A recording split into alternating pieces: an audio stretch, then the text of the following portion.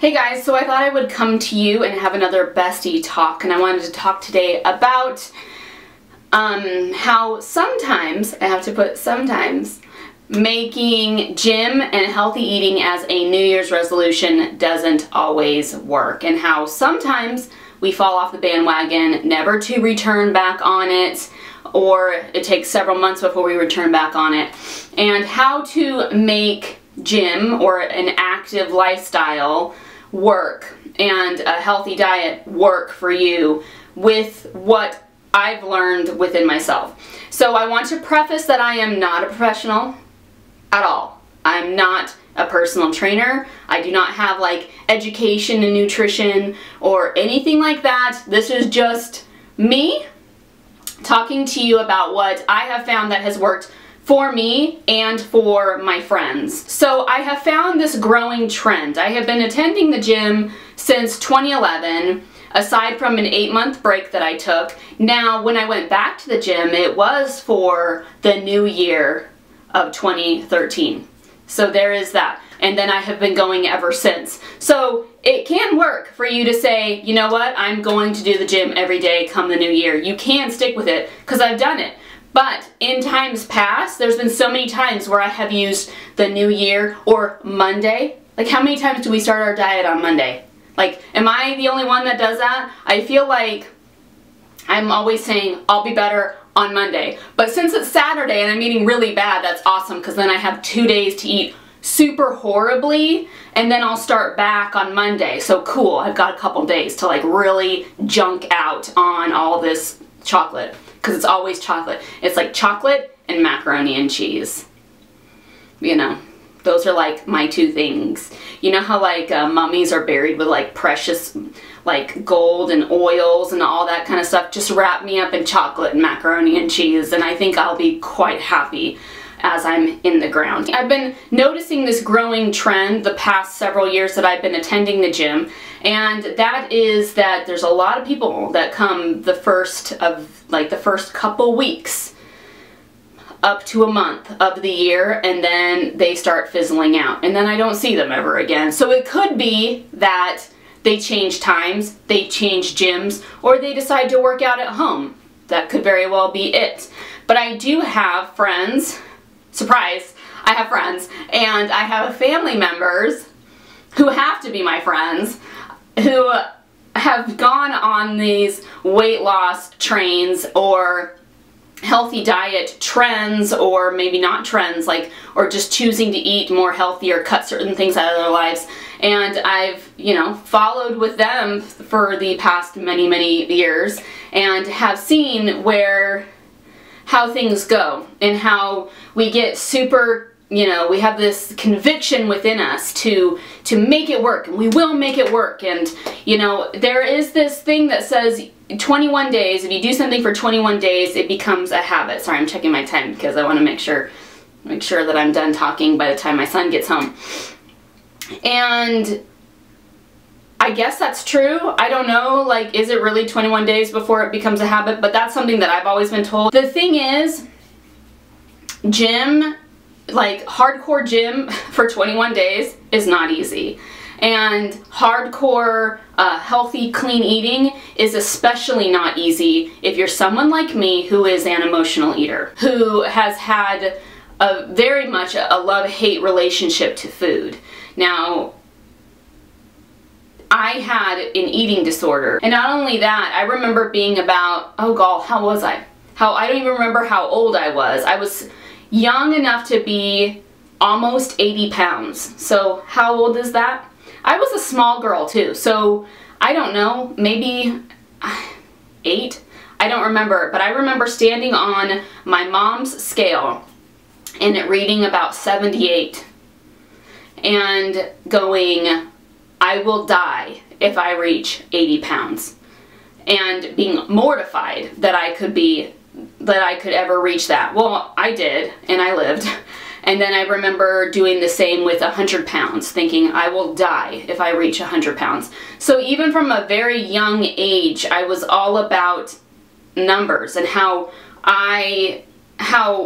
numbers represented me. And then in high school I went through my eating disorder and a lot of other things that happened too. I went through insomnia and severe depression, and how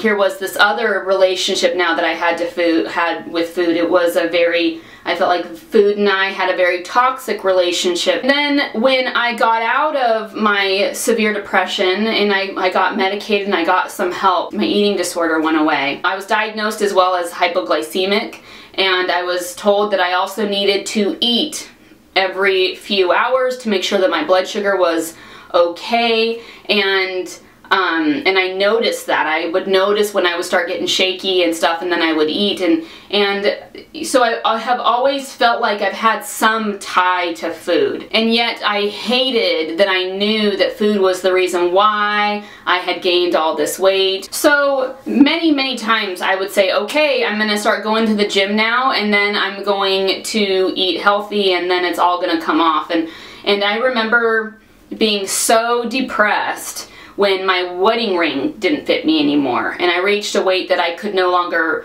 wear my wedding ring. And so I got another wedding ring, a second wedding ring that I was wearing, and I would go into my joy box and I would look at my ring and I would just mourn because I loved my ring so much, and I couldn't wear it. Like, I don't even think it fit on a pinky, to be honest. Like, that was how big I had gotten, or how big my hands had gotten. And I remember my husband saying, why don't we get your ring sized? That way you can wear it. And every time he would mention that, I would break down into tears, because I felt like that was me consenting to just being this size. It was like me throwing in the towel and just being like, you know what, that's it. And I remember a girlfriend back, like after I had my daughter, she told me about how, she gained X amount of pounds since marriage, and she goes, and that's just too bad. That's just how it's gonna be, and my husband has a problem with it, then oh well. And I remember thinking, good for you. Like, good for you that you're like, you know what, like, going back to high school weight, which was something that a lot of my girlfriends and I were talking about in this social circle of ours, and she was included. I thought it was great that she didn't find that a priority, that she was like, no, being a mom right now, like a wife and mom, is my priority. Going back to high school weight is not my priority. And I thought that was cool that she understood that, that was what was best for her. So throughout all the years, I felt like I would do these crash diets or attempt to do a crash diet, and then I would fail. And then I would like take a day to try it again, and then I would give up and walk away from it all. And then it was the same with gym. I'm like, all right, I'm gonna start walking every day, and then I would fail, or I would get sick, and then I would try again, and then I would just give up, because I'm like, I was happier when I wasn't doing it. I follow a few gals online who have been doing this New Year's resolution weight loss thing, and they're going from not working out at all to doing these extensive, hard workouts. And it seemed like the first few days was like gung-ho all about it, and then I noticed some posts where people were like, I failed today, I didn't give it a full workout, I cried in the middle of my workout, which I understand that one. And a lot of people, I feel, okay, to be like serious when it comes to me, and I can't say this is for everyone, to eat right and to work out and to be consistent in it has pulled up, like, will at times pull up a lot of emotions. And I can't tell you how many times, like when I first started on this journey of being healthy, especially after the 2013 going back to the gym, how many times I would have to stop myself from working out because the emotions became too much. And I realized at that moment how much being sedentary and not being active was a way for me to hide how I felt. And the same goes with healthy eating. I remember mentioning to a friend the most difficult thing about healthy eating is having to face the emotions that come up. That's how it's always been for me, that when I get emotional, I turn to food. The past 10 years before I went and got healthy, it was a lot of times me turning to food to get over my depression, my eating disorder, my anxiety, my insomnia, and everything that happens in that. You know, it's not just us fighting a battle within us. Throughout that time, I lost friends. I lost my best friends. I felt like I had no one really close to me at the time aside from family. And that was hard too. I found it to be so frustrating that here I was battling these things within me and watched as my friends just stopped trying. And I look back and that's okay, because we all have our journey to take, and I had to figure things out for myself. I found food to be not only to get me out of my eating disorder and to get me back at a healthy weight, but it also was what I turned to during times of need and emotion. So it was hard for me to go without eating. Without eating what I want to eat, you know, the chocolate and the macaroni and cheese, well, the chocolate and the carbs, let's get real here. And having to feel these very old feelings resurface and having to tackle them. So people are like, heck yeah, I'm gonna go X amount of days eating this meal plan, and I'm rooting for you, like I really am. But I cringe because I remember what that would do to me. I understand that everyone has a different relationship to food.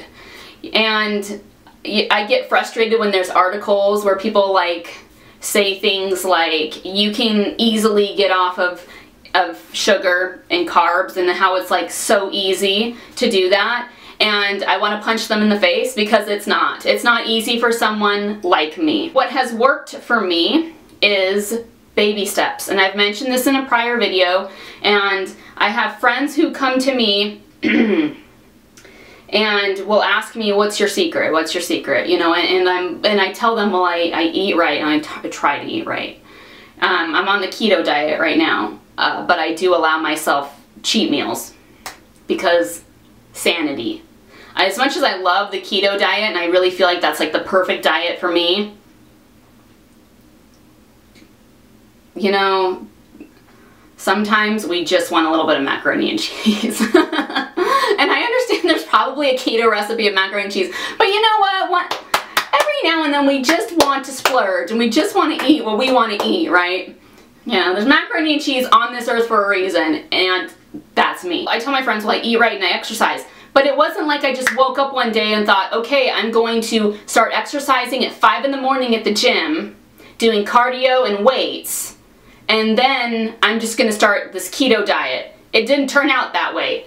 This took me years. So it really is a whole lifestyle change. You have to change up a lot of things. And you have to be ready for that. And you have to be strong enough for that.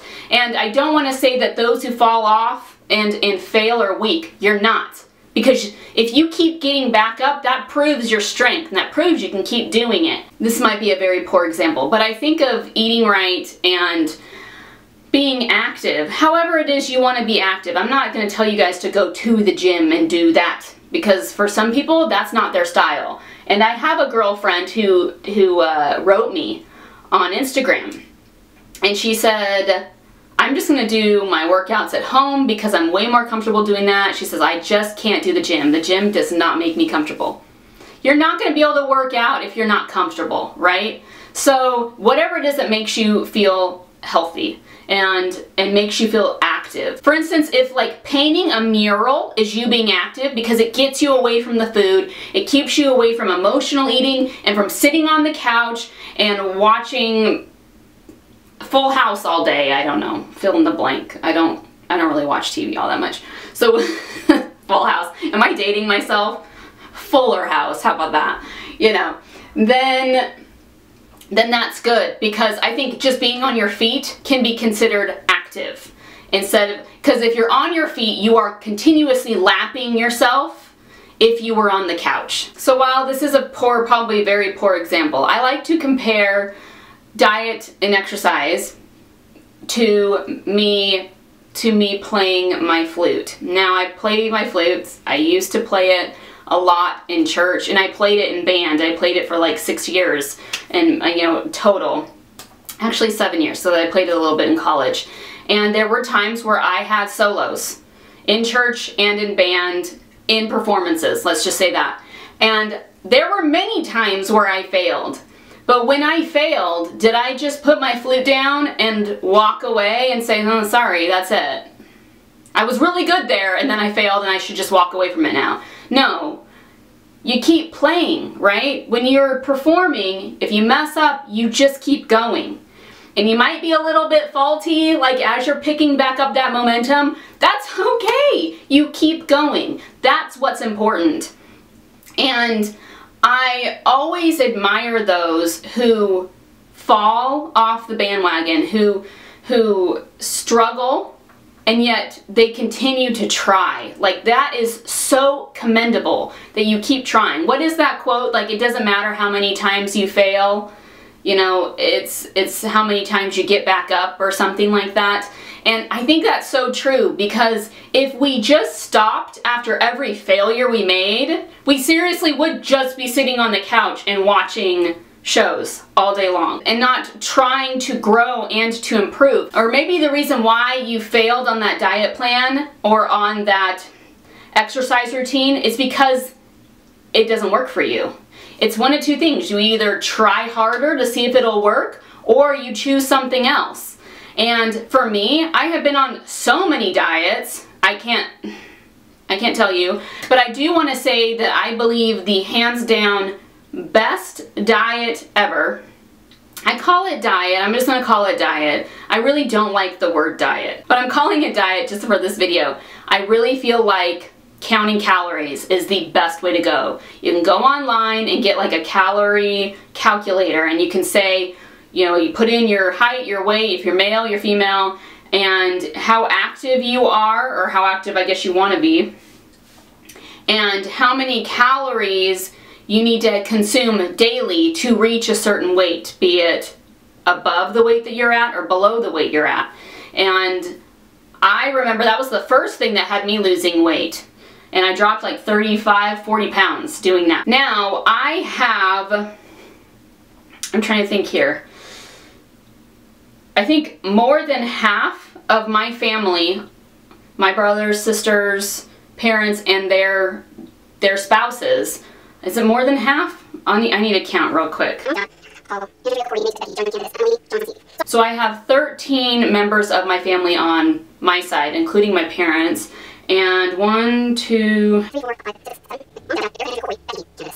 7, and 8 of them, I'm not sure if my dad's on this, 8 of them are doing the Weight Watchers program and are doing well on it, like successfully on it.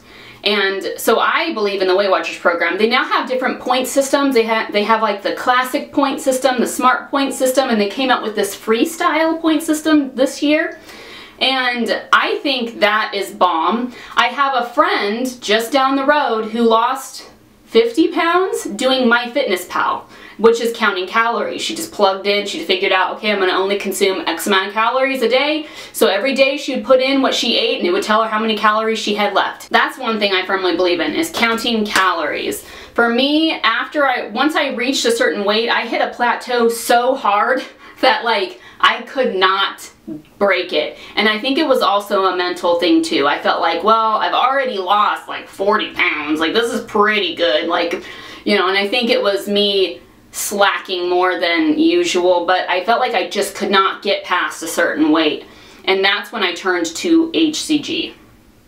I guess I feel like it's quite a shock for us to go from eating the way we usually do to cutting out everything that's unhealthy for us and then eating healthy. I feel like that has proven to be more unsuccessful for me and for my friends that have been on these weight loss diets. than doing something like just counting calories or doing Weight Watchers, where you can still eat what you want to eat.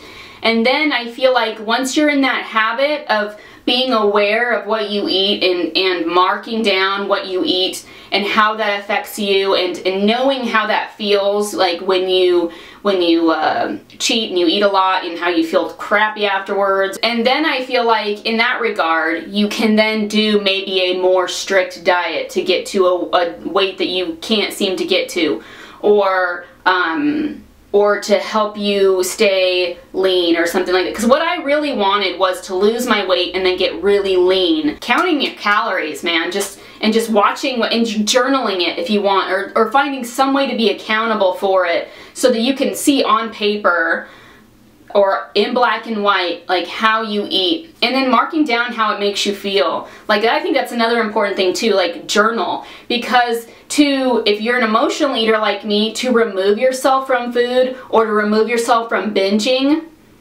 because I would do that too. I would binge hard, and then feel like crap afterwards and be like, I'm gonna eat better tomorrow, you know, and then I would like cut myself down for it, and I would be mad at myself for it.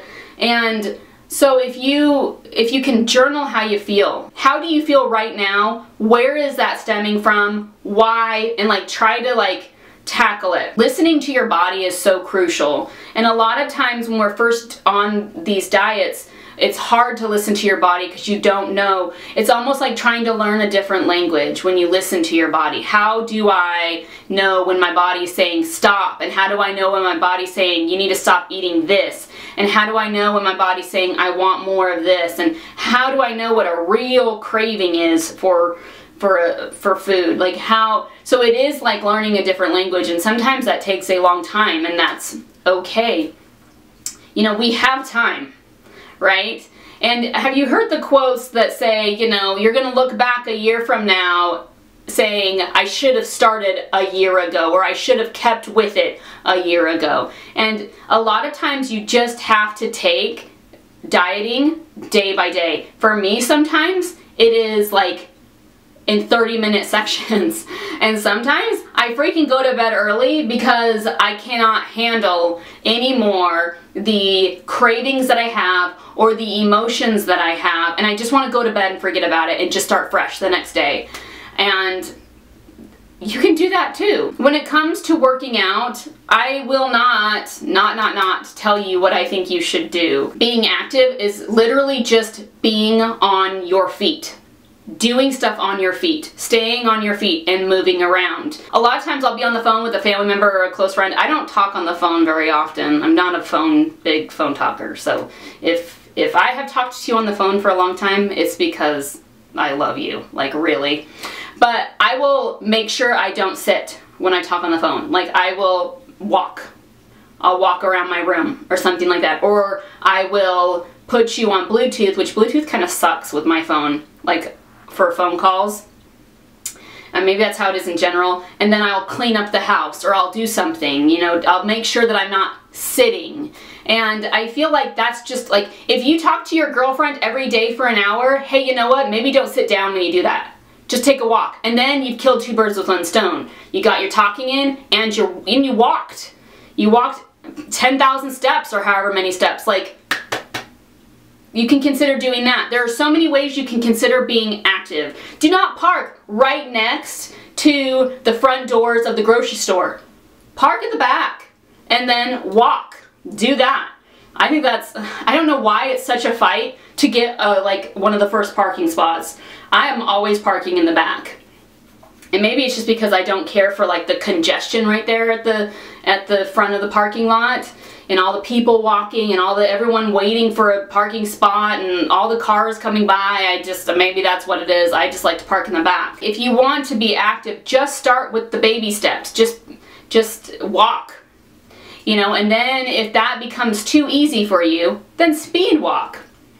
And then if that becomes too easy for you, jog, then run. Incorporate weights if you want. If you don't care for like being like running at all, if you don't care to like reach that, because I personally hate running, but I do it every day. I'm okay with it now, but it seriously took years for me to like just say, you know what, you gotta run, and you're gonna do it for this amount of time, and that's how it is, and I now just accept it. It's just how it is. Do I like running? No. I've had friends invite me to do the marathon running, and because they think because I go to the gym every day, Monday through Friday at 5 in the morning, that I would want to be a part of that. And I'm like, no thanks, I don't care to run.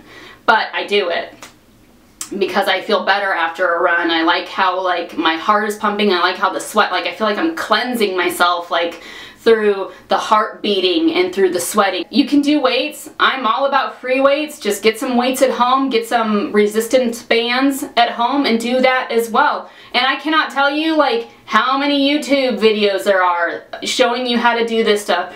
There's Instagram videos, there's Instagram accounts that are all about how to do your workouts at home and making it easy. You know, there's many things that will keep you on your feet and keep you going. The one thing I want to say is that just because you fall off the bandwagon, which is what my family members call, we're like, well, fell off the bandwagon, we'll start again tomorrow, is that you are not a failure. Just because you fell off doesn't mean you're a failure, doesn't mean you should stop and quit completely. You cannot, don't ever put it back on you that you're the one with the problem because you failed. Life is about learning from our failures. The best way to learn is through our failures and through life experiences. And you know what? We might not learn everything today. We might not learn what is our best fitness regimen today. But that's okay. We have tomorrow. We have a month from now. And if we spend every day just trying to do better, then that's trying. That's progress. That's better than standing still or sitting on the couch and watching shows. I understand that we fail. We are human. We are not put here on this earth to be oh so perfect and have it all figured out up in here. Nope. We learn. And therefore, we do. I think it's absolutely okay to try tons of different things. I have friends who have tried so many different diets, me included. I have friends who have tried so many different ways of being active, me included. And you just kind of have to find where your niche is. And sometimes it takes a long time to figure it out, and other times it's a click. And it's just like that first thing you do works for you. And sometimes it takes work with being active. You know, maybe the doctor says you must walk X amount of minutes a day, and you're like, I don't want to, but you learn to love it. That's how I feel about with running. I don't like running, but I learned to accept it as part of my active morning. And it's the same thing with dieting, you know, like for me, it had to be baby steps. I had to, because of the crazy relationship that I have to food and my constant need to have a healthy relationship to food, you know, I had to do the baby steps. The baby steps works best for me. And I do think rewarding is good too, if you are certain that it won't have you falling off the bandwagon. My sister sent me this article, and it said, why moderation is the poo emoji. And she talked about how she can't just do moderation with certain foods. And I think she said too with alcohol, if I'm not mistaken. And she said, for me, I had to just quit cold turkey because to have a little bit of it would have me falling back. This is another part of knowing what your body is saying to you. Is your body saying, you know what? We had a good run with all those carbs or with all that chocolate, but it's just time to it's just time to cut it off and to just part ways and just say, you know what? Thanks for the memories. But now I need to start living this way and eating this way. I support all healthy ways of eating and being active, 100%. And yeah, I think that's everything. I'm trying to think if there's anything else I'm missing out on, but